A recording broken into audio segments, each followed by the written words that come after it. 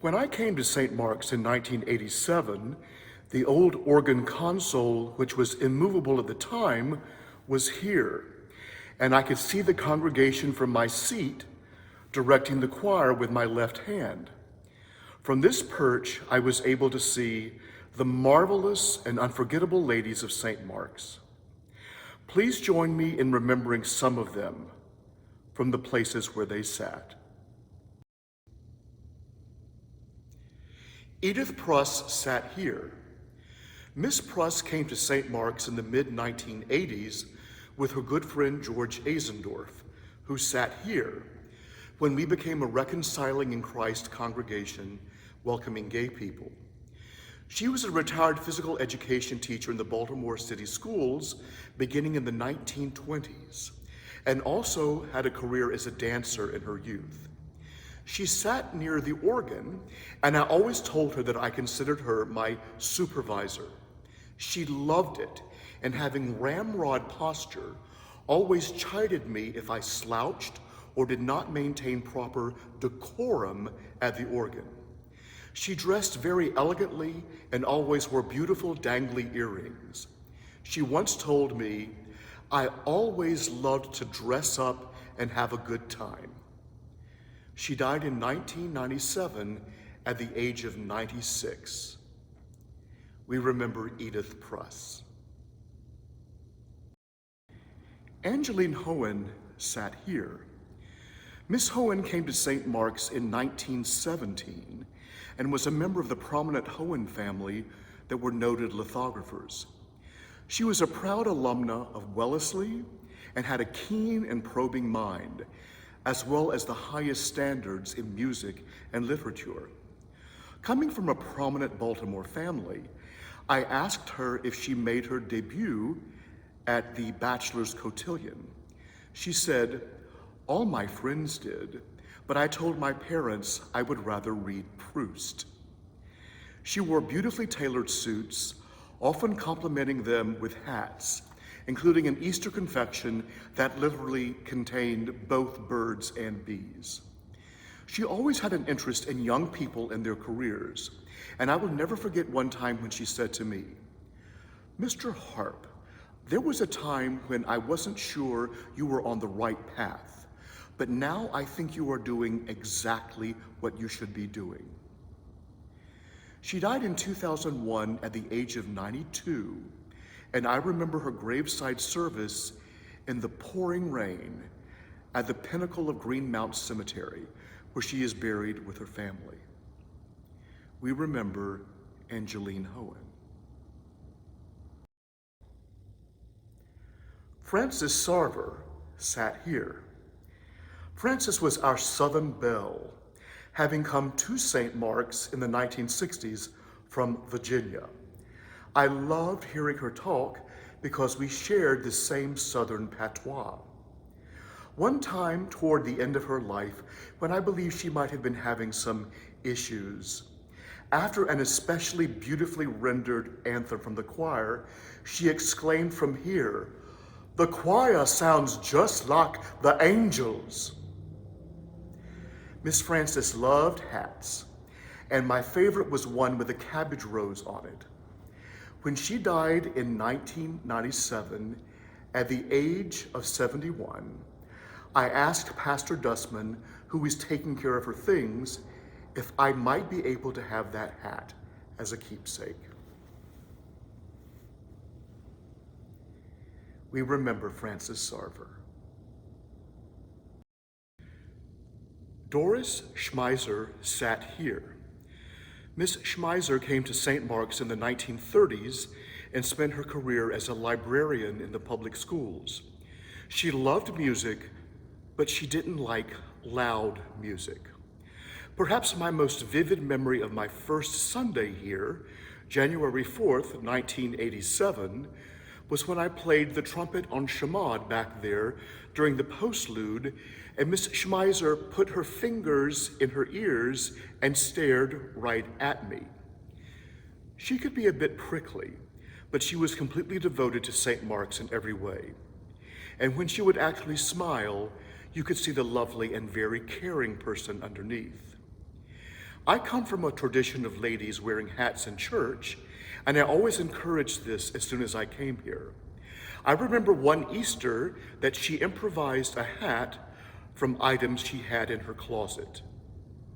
Let's just say it was one singular sensation. She died in 2003 at the age of 87. We remember Doris Schmeiser.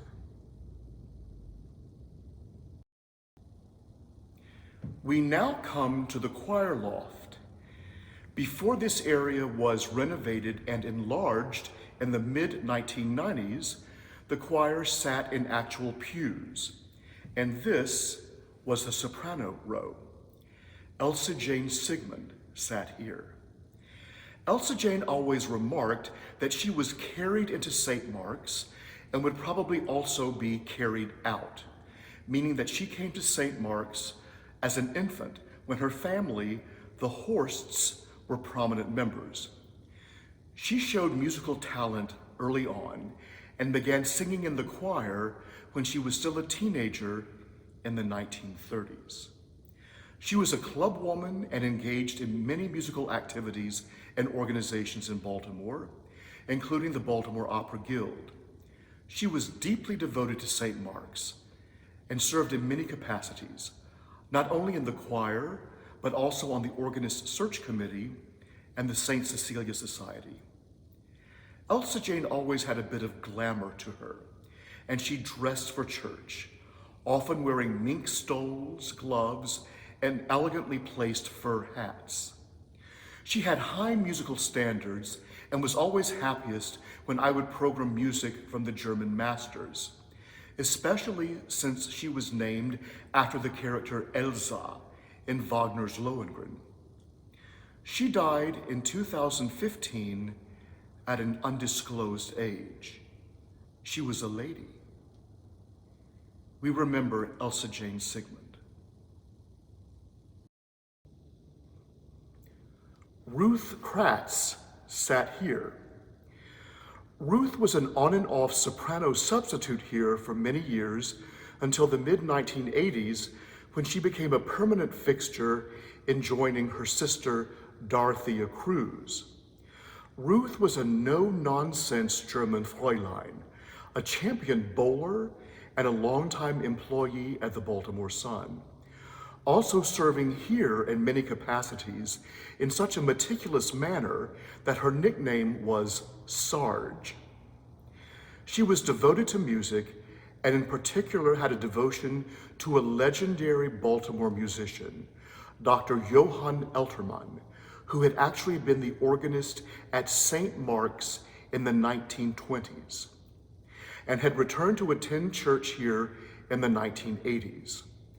One of the most beautiful examples of faith I have ever witnessed was Ruth's caretaking of the nonagenarian Dr. Eltermann, always leading him by the hand to his pew over there and making sure that music continued to be a part of his life. Ruth's nickname for me was TDO, the Divine One.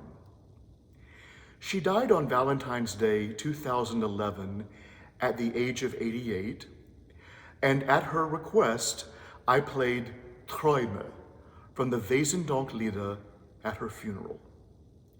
We remember Ruth Kratz.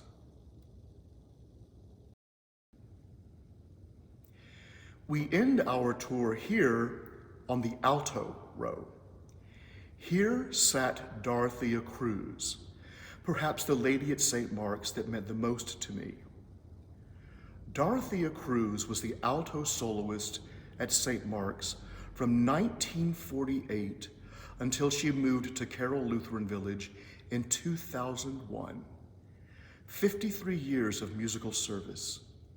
Her voice, rich and old school contralto, was magnificent until the very end. Dorothea Cruz was a tall, elegant lady, but she did not favor hats. The reason was undoubtedly her extraordinary signature coiffure with a flip, which most likely could never have been contained by millinery. Dorothea was a beautiful, open soul, and especially loved the gay people here, and the gay people loved her. Dorothea and her sister Ruth were not from a prominent family, and she shared a story with me about her coming to St. Mark's. When she auditioned for the alto soloist position here, a prominent society lady on the selection committee objected to her because she did not feel that Dorothea would fit in. And when Dorothea was selected, the lady was vocal to Dorothea about her objection. However, when Dot, as we knew her, sang Gounod's O Divine Redeemer at a service, the lady was so moved that she came to Dorothea and apologized, saying, "You are welcome here." Dot died in 2014 at the age of 96. We remember her and all those who now live in our memories and hearts. And I hear them all saying to us now and to those yet to come, "You are welcome here."